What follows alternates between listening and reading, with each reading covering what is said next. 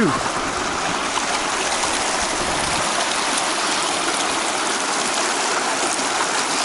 Nasty river crossing. The water's really high. It's about 3 o'clock.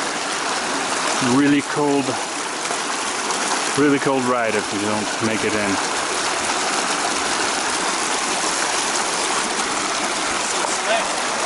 I know.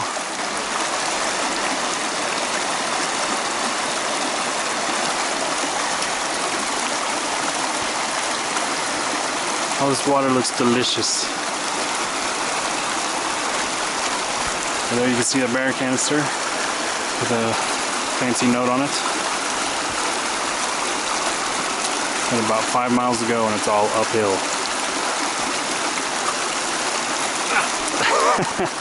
Woo! Alrighty then.